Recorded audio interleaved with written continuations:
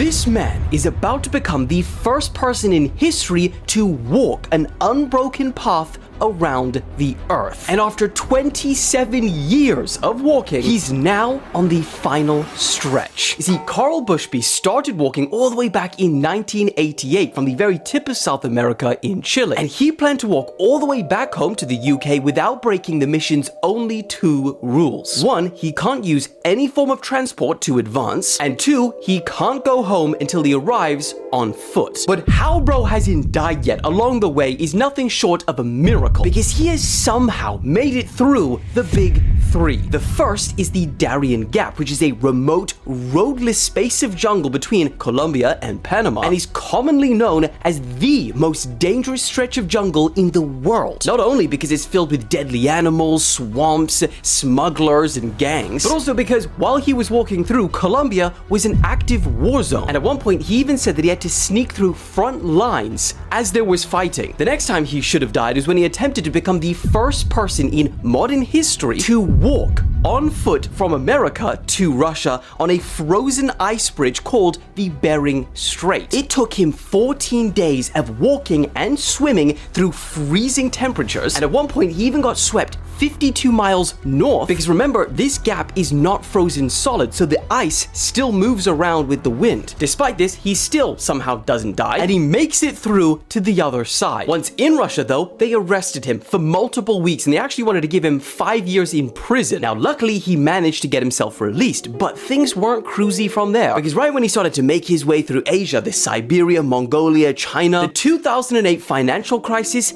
hit, and he lost a bunch of key sponsors that he was relying on financially. Things got so rough during this period that he said there were days where he would go without food. But it was when he made it to the edge of Asia where he would face his biggest challenge yet, the Caspian Sea. Problem is, if he wanted to walk over it, he would have to enter Russia, and if he wanted to walk below it, he would have to enter Iran. Neither were good options. In fact, he spent over a year in Turkmenistan just trying to figure out a way to proceed. And once he realized the only way to advance was to swim across, Plan Crazy turned into Plan Reality. For the next 31 days, he swam over 300 kilometers across the Caspian Sea, becoming the first person ever to do so. And that's despite him saying that he is a terrible swimmer and he hates it. Once over that hurdle, he then continued across Azerbaijan, Turkey, and then just 2 months ago, now in 2025, he officially entered Europe, the last continent